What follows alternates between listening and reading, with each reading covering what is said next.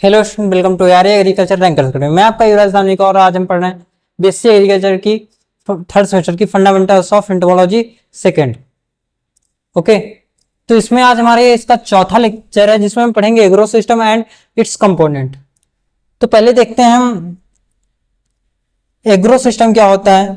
तो agro system क्या होता है कि सॉरी इसका निर्माण इसका निर्माण तथा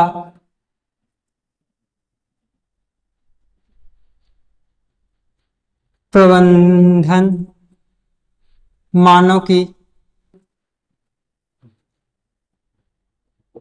की आवश्यकताओं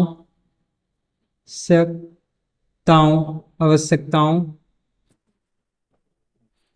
को पूरा करने के लिए किया जाता है किया जाता है।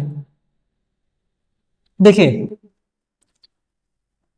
उसके बाद यह एक प्राकृतिक तंत्र नहीं है, यह एक प्राकृतिक तंत्र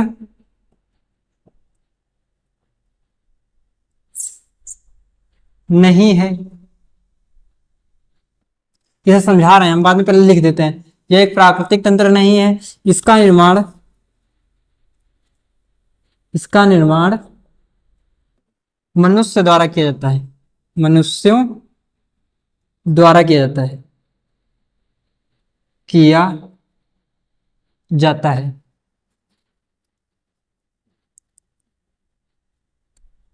देखिए, अब आपके जो खेत हैं ये सब क्या है, एग्रो इकोसिस्टम में आते हैं। इसका निर्माण कौन करता है? मनुष्य करता है, और अपनी आवश्यकताओं को पूरा करने के लिए तो करता है।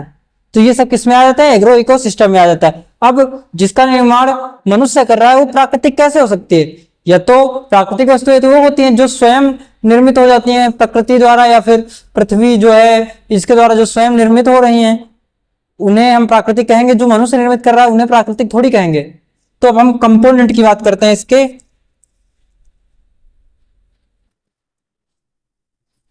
एग्रो इकोसिस्टम के घटक कह लीजिए, या देखिए एग्रो इकोसिस्टम को कृषि पारिस्थितिक तंत्र कहते हैं, कि घटक कह लीजिए या फिर कंपोनेंट कह लीजिए। तो इसके निम्नलिखित कंपोनेंट है। पहला जो कंपोनेंट है वो होता है, देखिए पहली बात तो पॉपुलेशन किसकी? पौधों की बात करेंगे जो हमारी फसल है। तो हम किसकी बात करेंगे? पौधों की जनसंख्या होगी इसमें। ओके, जब पौधों की जनसंख्या तो इसमें खरपतवार भी होंगे। तो दूसरा जो इसका घटक क्या होगा वो होगा खरपतवार पतवार समुदाय। इसे प्लांट पॉपुलेशन, ये वीट समुदाय है। और दूसरा जो होगा, सॉरी थर्ड, वो होगा पशु समुदाय।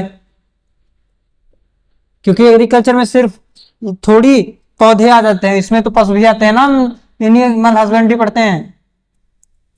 उसके बाद इसमें जो फोर्थ आता है वो क्या होता है कि जो इसमें माइक्रो जैविक समुदाय जो होते हैं, जैसे कि बैक्टीरिया वगैरह जो होते हैं, और राइजोबियम वगैरह जो नाइट्रोजन फिक्सेशन में काम करते हैं, ये सब इसमें आ जाते हैं। तो कौन से आएंगे इसमें? माइक्रो जैविक समुदाय। और जो पांचवा और लास्ट है वो है हमारा भौतिक वातावरण। क्योंकि कृषि पर सबसे ज्यादा प्रभाव जो डालता है वो हमारे आसपास का वातावरण ही डालता है। तो इसका जो आखिरी कंपोनेंट है वो है हमारा भौतिक वातावरण।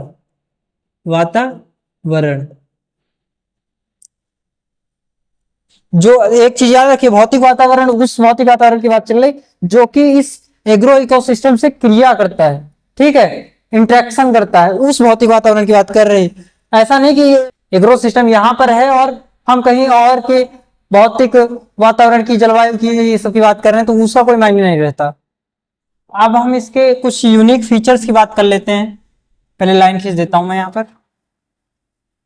विशेष गुण एग्रो इकोसिस्टम के, एग्रो इको सिस्टम के विशेष गुण, विशेष गुण। जो इसका पहला गुण है वो है कि आनुवांशिक रूप से समान होता है, आनुवांशिक रूप से समान होता है। कैसे समान होता है भाई? आपने कहीं पर वीट की क्रॉप की है, अब ऐसा थोड़ी कि इस वाले जो एक खेत है वहां पर जो खेत है उसके थोड़े से भाग का आनुवांशिक रूप अलग होगा, दूसरे का अलग होगा, तीसरे का। आप एक ही तो वैरायटी बह रहे हैं तो उसको बोई जा रही है तो उसका आनुवांशिक रूप तो समान ही होगा ना। और इसी तरह अब जब आनुवांशिक रूप समान है तो जाहिर सी बात क्या है कि इसका जो फिनोलॉजिकल इवेंट्स होंगे वो भी समान होंगे। तो दूसरा जो गुण है वो फिनोलॉजिकल, फिनोलॉजिकल इवेंट्स। अब फिनोलॉजिकल इवेंट्स कौन से होता है? ये होते हैं आपके जर्मिनेशन यानी अंकुरण, दूसरा होता है फ्लावरिंग यानी पुष्पन, और चौथा मैच्योरिटी यानी परिपक्वता।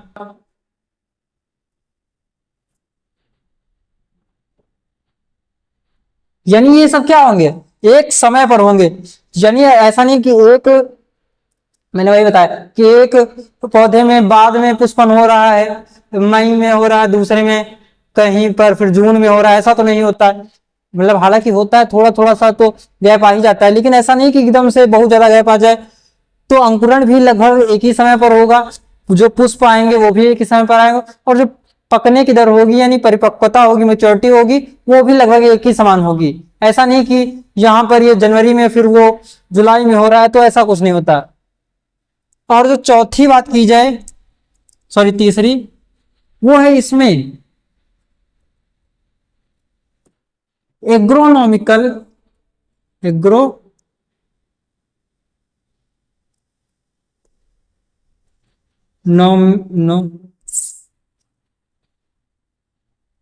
कल प्रैक्टिसेस, प्रैक्टिसेस की जाती हैं।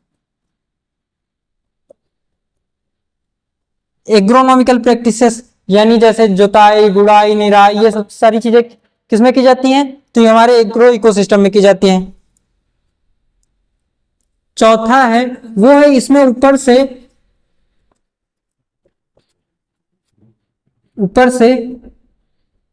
पोषक तत्व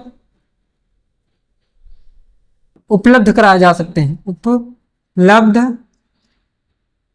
कराए जाते हैं। देखिए जब आपकी फसल को कोई पोषक तत्व की कमी होती है तो आप भी यूरिया और पोटास, ये जिस भी चीज की कमी होगी वो आप क्या करेंगे?